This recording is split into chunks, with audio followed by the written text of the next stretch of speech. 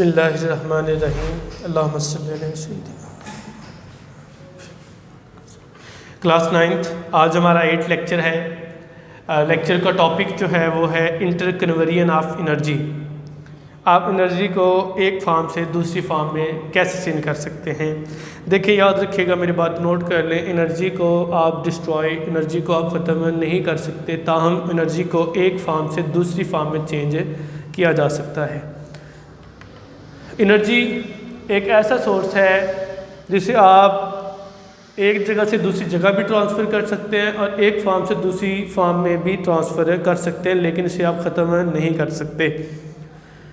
कैसे आप एक फॉर्म से दूसरी फॉर्म में इंटरकन्वर्जन ऑफ एनर्जी करेंगे, मतलब एनर्जी को कन्वर्ट करेंगे। मैं इसकी एक सादी सी आपको एग्जांपल लेता हूँ। शायद मैंने पहले भी ये बात डिस्कस किया आपके साथ कि आपके पास इलेक्ट्रिक एनर्जी है। इलेक्ट्रिक एनर्जी को यूटिलाइज़ करते हुए आपने घर के अंदर लैंप जलाया, घर के अंदर आपने बल्ब जलाया।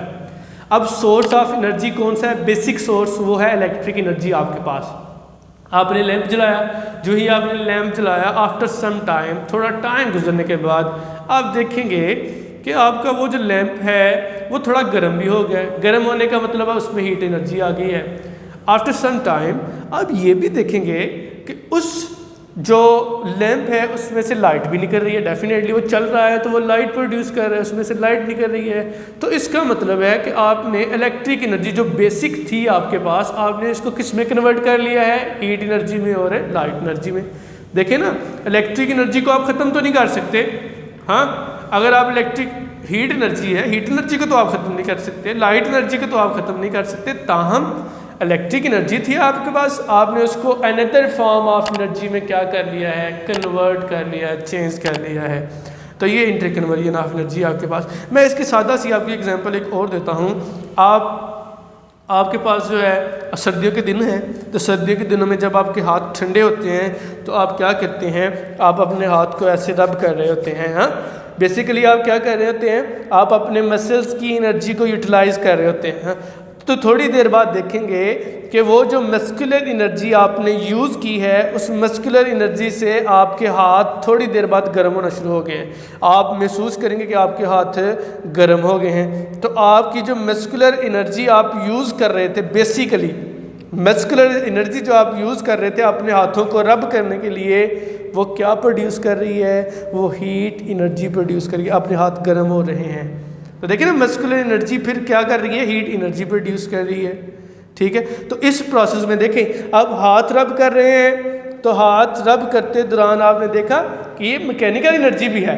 मैकेनिकल एनर्जी कौन सी एनर्जी होती है? जो बॉडी की मोशन या उसकी पोजीशन की वजह से होती है। तो आपके हाथ मोशन में है तो मैकेनिकल एनर्जी किस में चेंज हो रही है? फिर हीट एनर्जी में चेंज हो रही है। मेरी बात समझे, गौर से सुने कि आप हाथों को रब कर रहे हैं, आपके हाथों की मैकेनिकल एनर्जी बॉडी की मोशन या पोजीशन की वजह से होती है। तो हाथ चूंकि अब मोशन में है, तो मोशन की वजह से हाथ जो है क्या कर रहे हैं? मैकेनिकल एनर्जी को कन्वर्ट कर रहे हैं किसके अंदर? हीट एनर्जी के अंदर। अब देखिए, एक चीज़ और है, हमारे पास जो सबसे ज़्यादा एनर्जी का सोर्स है, सबसे बड़ा एनर्जी का सोर्स है, वो है सन जो है उससे हीट एनर्जी निकलती है। अब ऐसा करें कि सूरज की हीट एनर्जी फर्ज कर लें, वो पड़ रही है ओशन के अंदर, पानी, समुद्र के पानी पे। अब क्या हो रहा है? इस हीट एनर्जी की वजह से ये जो सूरज से आ रही है हीट एनर्जी, याद रखिएगा, दो तरह की एनर्जी मैंने यहाँ पे मेंशन की है। एक मैंने एनर्जी की है थर्मल एनर्जी और दूसरा है हीट एनर्जी। सबसे पहले डिफरेंस समझ लें।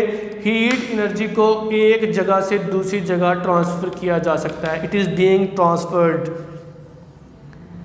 और थर्मल एनर्जी ऐसी एनर्जी होती है इसको आप ट्रांसफ़र नहीं कर सकते, अलबत्ता ये बॉडी की जो इंटरनल एनर्जी होती है उसका हिस्सा होती है।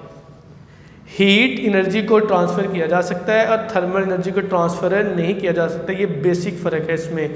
Internal energy, thermal energy part है इंटरनल एनर्जी ऑफ बॉडी, और हीट एनर्जी जो है इसको आप हॉटर बॉडी से कोल्डर बॉडी में शिफ्ट कर सकते हैं। तो हीट एनर्जी जो सूरज से आ रही है, जब ये पड़ेगी ओशन के पानी के ऊपर, ये बुक पे भी डायग्राम बनी हुई है कि ओशन के पानी में जब पड़ेगी तो सूरज की हीट एनर्जी पानी के अंदर क्या प्रोड्यूस कर रही है? पानी की जो इंटरनल एनर्जी थी उसमें थर्मल एनर्जी क्रिएट कर रही है। पानी के मालिक्यूल्स आपस में वाइब्रेट कर रहे हैं, उनकी वाइब्रेशन मीन मोशन है, आहिस्ता आहिस्ता वो इंक्रीज़ होती जाएगी। जब उनकी मोशन इंक्रीज़ होगी तो वो क्या करना शुरू कर देंगे, वो पानी की सरफेस से एस्केप करना शुरू कर देंगे। पानी की जो सरफेस है वहाँ से एस्केप करना शुरू कर देंगे, मीन एवेपोरेशन स्टार्ट हो जाएगी। अब पानी के जो मालिक्यूल थे अंदर, लेट्स सपोज दैट वो मालिक्यूल ऐसे थे, तो इन्होंने अपनी मोशन स्टार्ट कर दी, तो मोशन की वजह से इनकी अपनी भी काइनेटिक एनर्जी होगी। अब चूंकि इनकी मोशन इतनी बढ़ गई है कि वो from the surface of water क्या करना शुरू कर दिया, इन्होंने एस्केप। ये बुक में नहीं लिखा, आप इसको गौर से सुन लें, ये फिनोमेना नहीं मेंशन किया गया, मैं समझा रहा हूँ आपको कि क्या होगा। इंटरनल एनर्जी जब बढ़ेगी बॉडी की, थर्मल एनर्जी जब बढ़ेगी तो मॉलिक्यूल जो होंगे वाटर के, उनकी मोशन बढ़ जाएगी। पहले वो अगर ऐसे ऐसे मूव कर रहे हैं तो हीट एनर्जी पड़ने से उनकी मोशन ऐसे हो गई है।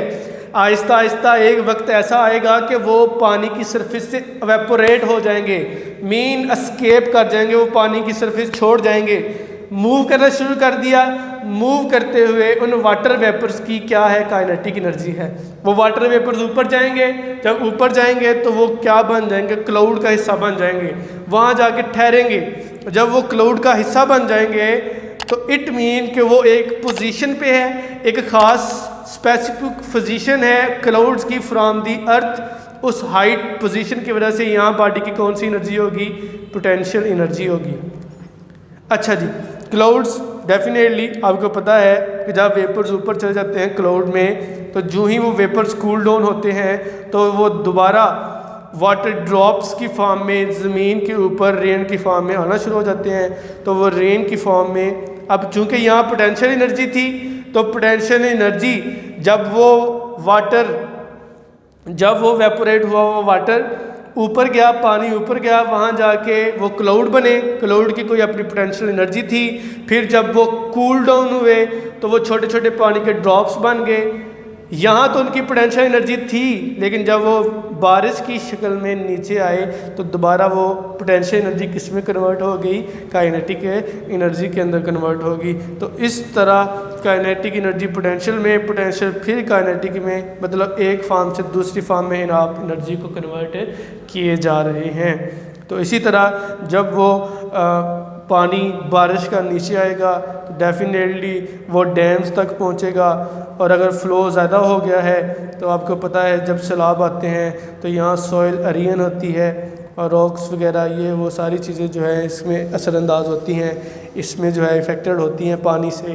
तो सॉइल एरियन आपको पता है कि हमारे यहाँ तो वैसे बहुत ज़्यादा होती है। तो इस तरह से, और लेकिन एक बात याद रखिएगा, इस सारे फिनोमेना के अंदर sum of total energy remain same. इसमें टोटल एनर्जी चेंज नहीं होती, वो हमेशा कांस्टेंट रहती है। हाँ, एक फॉर्म से दूसरी फॉर्म में ज़रूर कन्वर्ट होती है, लेकिन चेंज नहीं होती।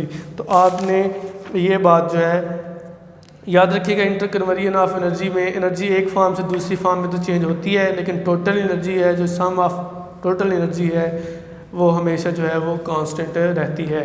तो ये आज आपने इंटर कन्वर्जन ऑफ एनर्जी पूरा पढ़ा है, आसान है, इसको आप रीड कर लीजिएगा एक दफ़ा। मुख्तलिफ एग्जाम्पल से मैंने समझाया है, कुछ एग्जाम्पल बुक में हैं, कुछ एग्जाम्पल मैंने आपको बताई है, इसको अच्छी तरीके से तैयार कर लीजिए। वस्सलाम वालेकुम रहमतुल्लाहि व बरकातहू।